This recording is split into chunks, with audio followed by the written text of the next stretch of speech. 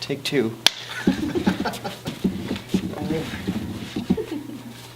Okay, welcome to the Snapshot, everybody. I am here with Darcy David, my boss, and Chris Johnson, who is our road warrior, and we'll get back to that in a second and tell you what a road warrior is. But this year, the reason we're here today to talk about this is this year we have been selected as one of the charity partners for the Fifth Third River Bank Run, which is a big, big deal. First of all, how did this happen?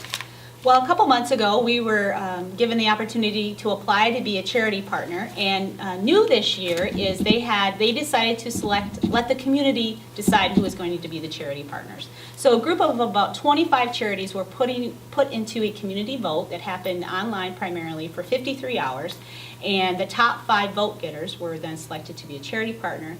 And we were very happy to be one of those top 5. Happy and honored, right? Yeah, very honored, and yeah, it's a big deal for us. Opportunity. Yeah. How it works is that typically a business would pay to be a sponsor for something, a big event like the Riverbank Run. Obviously, charities typically can't afford to be sponsored that, so they. Cool move on their part. Yeah.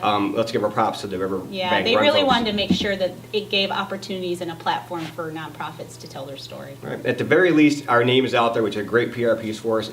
But there's a second component to it. As one of the charity partners, we get 2 road warriors assigned to us. Chris is one of our road warriors. So first of all, how did you become a road warrior? How did you become a road warrior? And tell us your story. You know, how did you start running? I started running. I'll start with that first. I was pretty active growing up and throughout high school, and I got to college. I stopped playing competitive sports and just kind of started to become sedentary. So, Sounds, I can attest to that.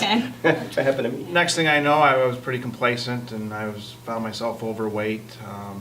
Went to a doctor's appointment, as an adult. This was just a few years ago, and had been diagnosed with type 2 diabetes.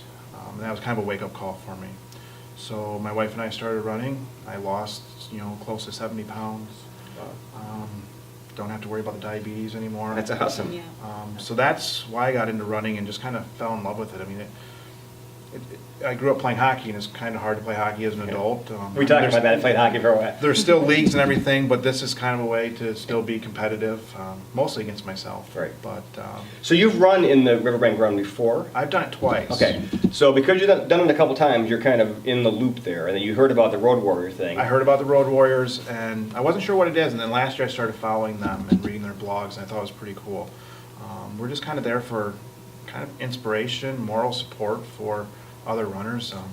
Most of our group is like me, just average Joes that, we're not elite athletes, elite runners or anything like that. And we just are kind of ambassadors to inspire people like us. You can get out there, if you train and you put the work into it, you can accomplish something as cool as a 25K or a 5K, because that's just as awesome too. And you're actually running the 25. I'm running the 25. Is this your first time doing the 25? This is my third time. Third time, This okay. is. Oh, wow. So right from the get-go, the first time you did it, you did the full-on 25? I did. Oh my Wow. goodness. I did. And you're blogging about the experience? We are blogging about experience once a week. Each Road Warrior puts out a blog. Sometimes it's advice, that we're learning throughout our training, or we're talking about the ups and downs of training, because there's a lot of ups and downs to it. Right. And we'll put your information, how you can find Chris's blog. I'll put it on the screen right somewhere. It'll pop up, ding, and that's how you can get to his blog to check it out. Yeah. Cool. And we His should blog is really cool too. I recommend everybody going and reading it. It has a lot of inspiration, and it's very well put together. I mean, we just want people to be active and not be like I was 3 years ago. I've seen the change in me. I've become a better teacher, a better husband, all that good stuff. And I attribute it all to running. And you mentioned he's a teacher. We're at Mona Shores High School. We're actually in Mr. Johnson's classroom. So I'm sure all your students are going to see this. My wife's a teacher also, so I said teaching is the second most underappreciated job behind working at a nonprofit. So apart from the press we get as a charity partner, which is awesome and amazing, there's also a great way to actually make money for TrueNorth, because people who sign up to run can choose to run for one of the nonprofits. How does that happen? So we are really encouraging everybody to become a part of Team TrueNorth. And how do you become a part of Team TrueNorth? And you can get you can get cool T-shirts and all that good stuff. Swag. We have swag for you. When you register for the race, they've incorporated abilities for people to create their own fundraising pages and select which charity they want to run for. And you can then use social media and use that page to really tell your story and raise money for Team TrueNorth. We've created some pretty cool and hopefully useful tools for you that you'll hopefully be seeing on screen right now. Yeah. Just graphics and images you can use for your Facebook page to post why you're running for TrueNorth, why it's cool to train, all this kind of stuff. Also, we have these cool short little videos we're shooting with people who are running for TrueNorth, telling us why they're running for TrueNorth. Chris did one. We'll see that right now. I'm running for TrueNorth because all kids should have hope.